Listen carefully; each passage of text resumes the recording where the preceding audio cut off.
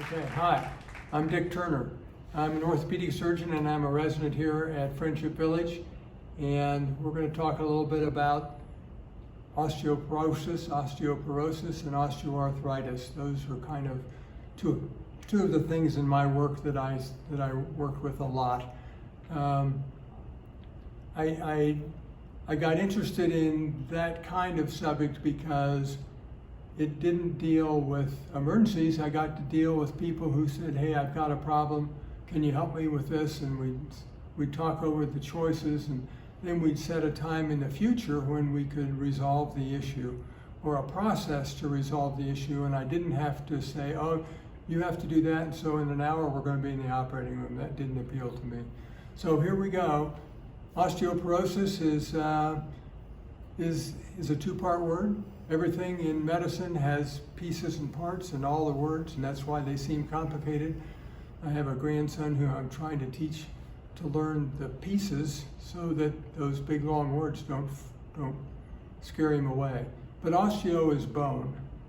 So if we talk about osteoarthritis or osteopenia or osteogenic sarcoma or osteo anything, then you know that that's bone. And then the second half will tell you what it is about the bone. Well, porosis means porous. So porous bone is osteoporosis. Bone has a density that's has a standard. We all grow up, and when we're 30, we all have about the same bone density. And that bone density is the result of, I'm assuming, good nutrition, an ability to have the right food so that your body can develop. But if you do happen to live in Columbus, Ohio, the odds are your bone's normal when you're 30. Then over time, what happens to women, they lose the estrogen effect. The estrogen helps them create more solid bone. If they lose that estrogen effect, and they do, someplace between 30 and, say, 45, and by the time we are then 75, 79, men and women are the same in terms of their bone density. So the chance of my breaking my hip is about the same as a female my age. And so, but there's a time in there in the middle where the women are a little more vulnerable. So you hear about more women breaking their hip than you do men, and it has to do with their degree of osteoporosis. And the second thing it has to do with is how strong are their shock absorbers. If I'm going to turn here just a little bit. If I'm going to fall into this wall and catch myself, what caught me is my muscles. So my muscles have to be strong enough to protect my bone. So if I have good shock absorbers, just like you would on your car, then my bones are continuously protected. Then my chances of injury are much less. So we try to say, maintain muscle tone, muscle strength. Muscles all cross a joint, one joint or another. If I have in the middle of my forearm, a muscle, it isn't just there. It crosses my wrist, or it crosses my elbow, or it crosses both. And that's what a muscle does. It protects my wrist and my elbow both. And that's true of every part of us. And we need to maintain muscle tone so that we can step out, so that we can stumble and catch ourselves, so that we can do whatever we're doing without injuring ourselves. So it's important to try to maintain bone strength. And how I maintain bone strength is standing. If I stand, my muscles get stronger than if I sit. So for instance, I will say to my wife, if the phone rings, stand up and talk on the phone. Don't sit in a lounge chair and talk on the phone, because you're not helping your bones. But if you stand and walk around, look out the window while you're talking with your friend, then your bones are getting stronger. That's going to help you a year from now, 5 years from now, 10 years from now, when you're trying to maintain bone strength so that you don't break something. So that's osteoporosis, and we all have it. And it has to do with calcium and phosphorus metabolism. Calcium metabolism is a very complex subject, and we take in our dietary calcium. The vitamin D, D3 that we're encouraged to take, is necessary to transport the calcium from your stomach and your small intestine into your bloodstream, so it's available with your bones where it's needed. If you don't get the calcium transported across your gut, we call it, then it isn't available to help you build bone. So you want to take vitamin D to transport the bone to the right place, and also to be assured that you get the other advantages of vitamin D, one of which is your mental health, one of which is your acuity, how well clearly you think. Another one has to do with kidney disease. So vitamin D is important. So in any case, the second half of what we're going to talk about today is osteoarthritis. Arthro is joint. You've heard the word arthroscopy or arthrocentesis, but arthro means joint. And so if you want to prevent arthritis, itis means inflammation, just like tonsillitis. So osteo, joint, inflammation is osteoarthritis. And how that happens is two ways. Either injury, you can injure a bone near a joint, and that'll cause arthritis. And how it causes the arthritis, it's like having a wheel out of line in your car. If I break the bone above my knee, and when it heals, it isn't like that, it's like this, just even 3 degrees. Well, that 3 degrees is going to give me an asymmetric motion in my joint that's supposed to be functioning like this, but it's functioning like that.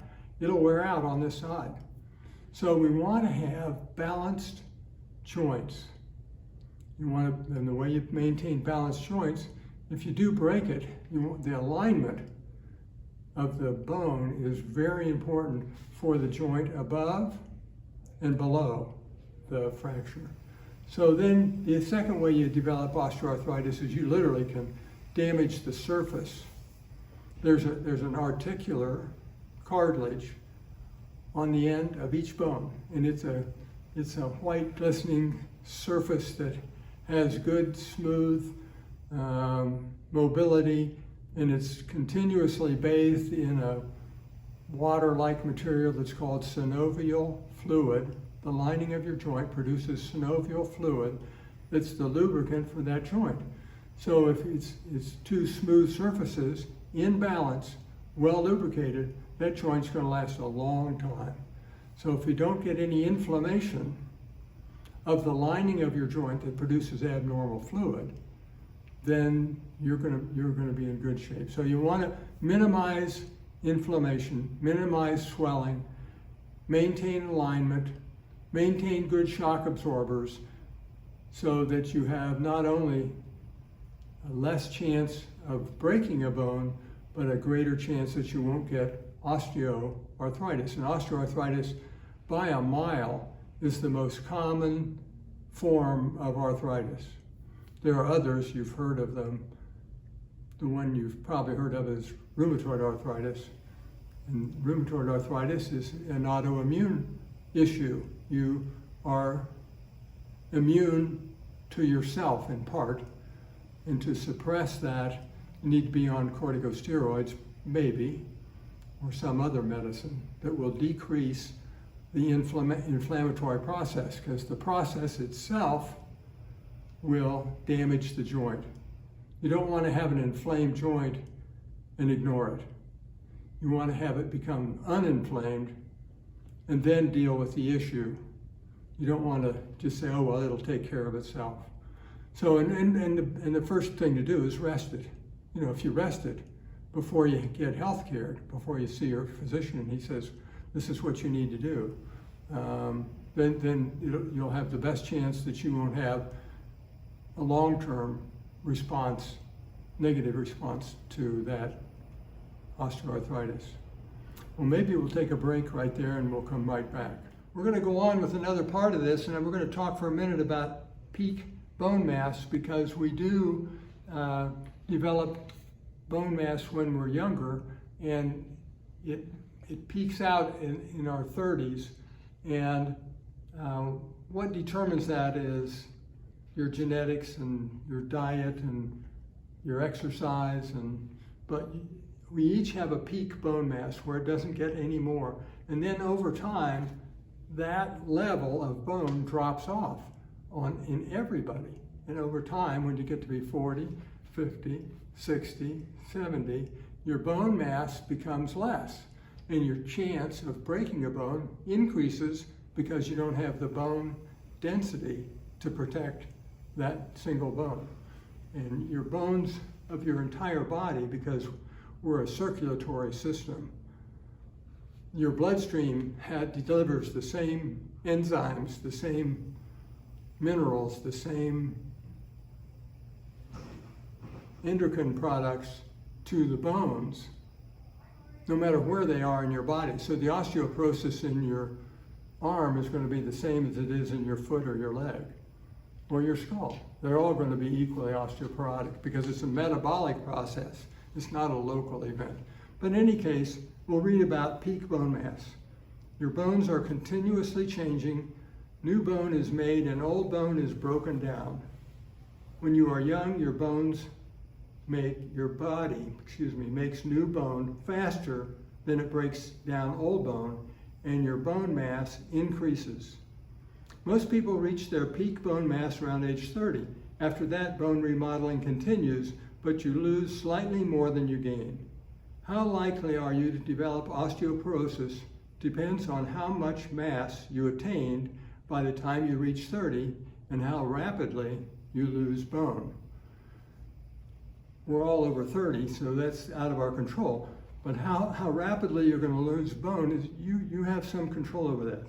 The higher your peak bone mass, the more you have in the bank.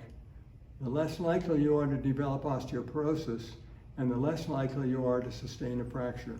So that's an important concept. And when you're talking to your granddaughter or your grandson, and you talk about, and part of your, no grandson wants to hear this, but part of the bone, the advantage of exercising, going playing on the baseball team, is you're going to have stronger bones. So when you're 40, your bones are stronger than if you hadn't played baseball. It's really pretty much as simple as that. And I think that's a concept that maybe we can pass along to the next generation. So now, to change the subject, in the past I've given a few talks, and if we have a crowd, and there's the door over there that's the entrance to this room, and as people would come in, we would hand them a piece of paper. And on that piece of paper would be a list of questions. And that list they could think about while they were getting a seat, while they were sitting there waiting for us to start.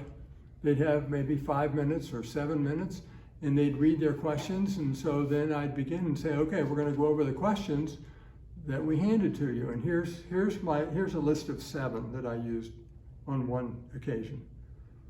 You're going to hear this over and over. What is osteoarthritis? What percentage of all arthritis is osteoarthritis? The answer is it's the most common form of arthritis, period. Only about 10 or 15% of arthritis is other than osteoarthritis. 85% is this alignment, wear and tear, injury, or overuse syndrome arthritis. That's 85% of arthritis for sure.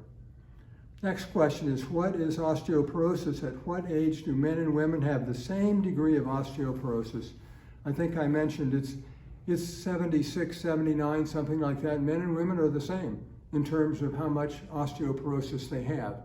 So we guys, we don't get out of it entirely. We go through a period of time where we have less, but then everything equals itself out. And so now when we're 85, our chances of breaking our hip is the same as my wife's. That's just the way it is. And so we need to do the things that we can do to protect our joint, and we'll talk about that a little more. Body mass index is called BMI. If you don't know what your body mass index is, I'd suggest that you might think about it. Body mass index tells you on a chart how much you weigh as relates to what you ought to weigh to prevent injury to your skeleton or to your joints. So I think that body mass index is something you ought to know. I don't think you have to dwell on it. I don't think you have to make a big deal out of it. But it does give you some goals in terms of how much should I weigh, because it's going to give you an optimal amount of weight that's going to be good for you in terms of trying to minimize your chances of arthritis. I ask this question: what are your shock absorbers? The energy absorbers if you fall? Well, the answer is your muscles. And you want to have the muscles that are able to catch you and to stop your momentum if you trip. And if you step off to the side and your muscles catch you, that's terrific, because you've protected yourself, and the little bit of effort that you've put into maintaining muscle mass has just helped you. Endorphins are, that's a hard word, but endorphins are, your body creates chemicals that function like a pain medication. And if you have a high endorphin level because you are physically active, then when you injure something, you don't think, oh no, my knee's killing me, my knee's killing me. You think, well, my knee hurts, and you just can keep going. So exercise does give you the advantage of being able to tolerate an injury and the discomfort associated a little more than if you didn't have them. What is your resting heart rate? I guess when I was giving this talk, that was something I was talking about. And I think you should know that. You should know what your resting heart rate is. You should know how to measure it. You should well know how to take your own pulse and know whether it's regular, whether it's not. That's an aside from bone, but that's an important one. What might be the term physiologic reserve? Physiology is the study of. Physiology is the study of our body system. Our physiologic reserve is, if something happens to me and I get sick, how much do I have in reserve to help me get over that illness?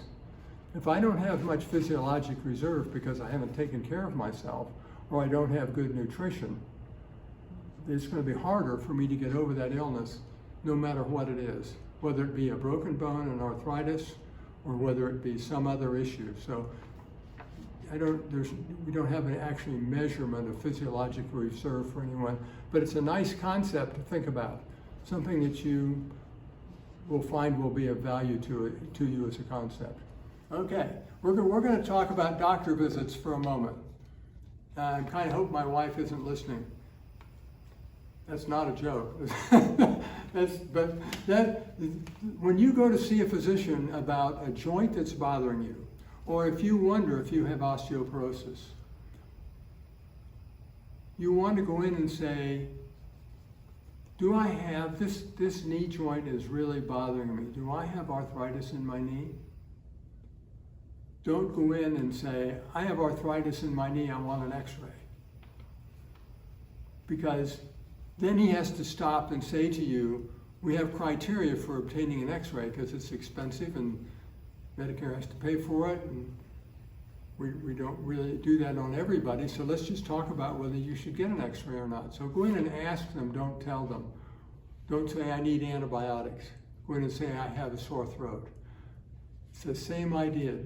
Ask them, don't tell them, because it's a whole lot easier for the physician to get to where you want to be by having him or her ask you 3 or 5 questions. Then they know, you know where you are. But if you kind of lead the conversation by telling him what you want him to do, or her, it's a little harder. I just thought I'd throw that in as an aside. So now the next thing we're going to do is talk about osteoporosis, the 4 causes. 4 causes are, this applies to women especially, is estrogen decreases. Another one is if you don't get enough sunshine. Sun on your skin produces vitamin D. Areas where there is a lot of overcast days, people have more osteoporosis than if they live in a community or a part of the country where the sun shines a lot, because their skin, believe it or not, as an organ, is continuously producing vitamin D that's going to help them create more bone. So estrogen level is important. When the estrogen level is not available, by virtue of your being older as a female, or you're moving to an area where there's not as much sunshine, you want to for sure supplement that with a vitamin D3. You do want to take vitamin D3 because it's going to help you in a lot of ways. And we have a term called hypervitaminosis A, or hypervitaminosis C. You can take too many vitamins, but I'm telling you, it takes a ton before you've taken too many. So I wouldn't be too concerned about taking too many vitamins. You don't like it because they're pills, but what happens is a lot of people, some of whom are physicians, will say you're just wasting your money.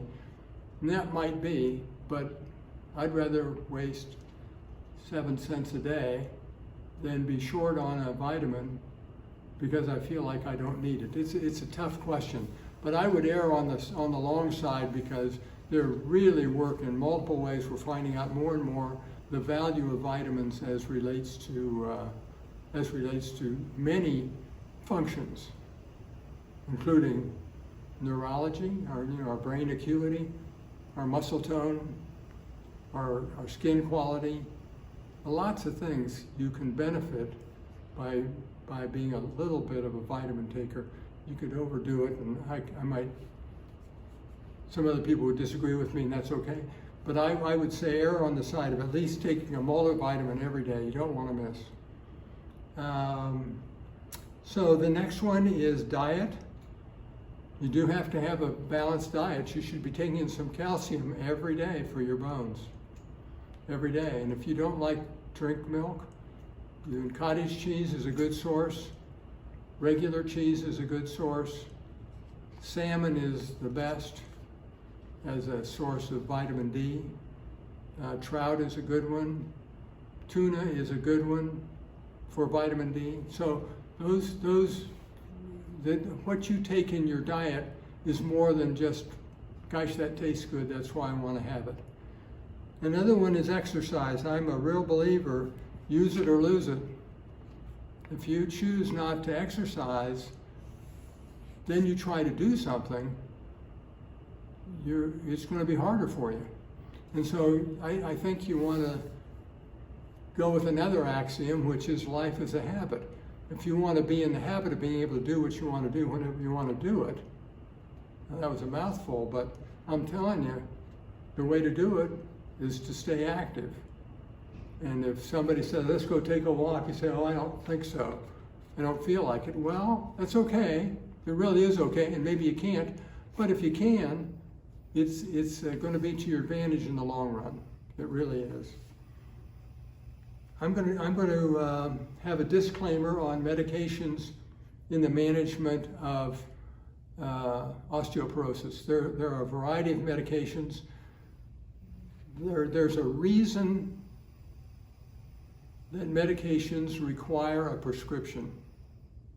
And that reason is they are not all simple.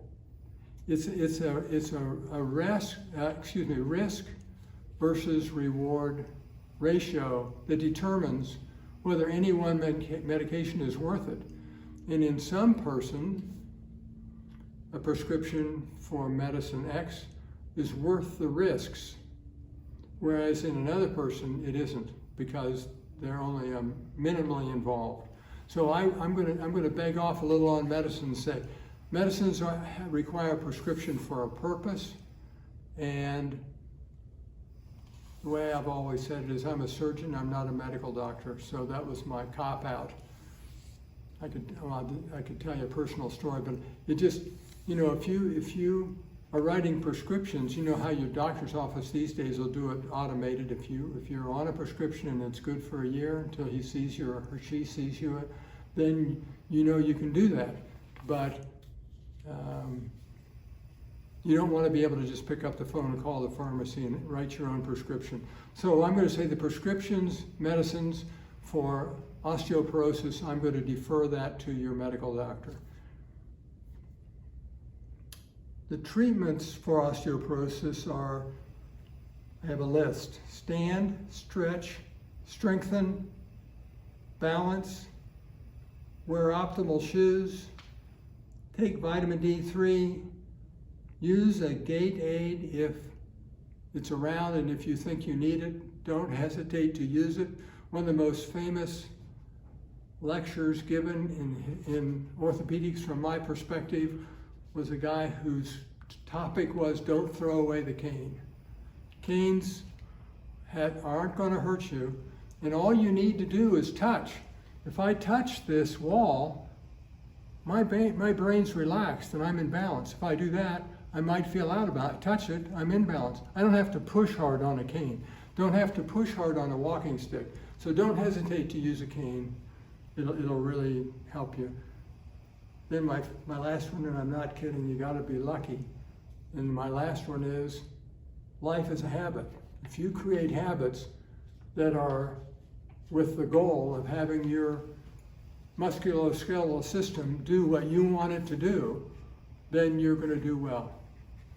Well, that's about all. It's been a pleasure. Good luck with everything. I hope to see you around Friendship Village.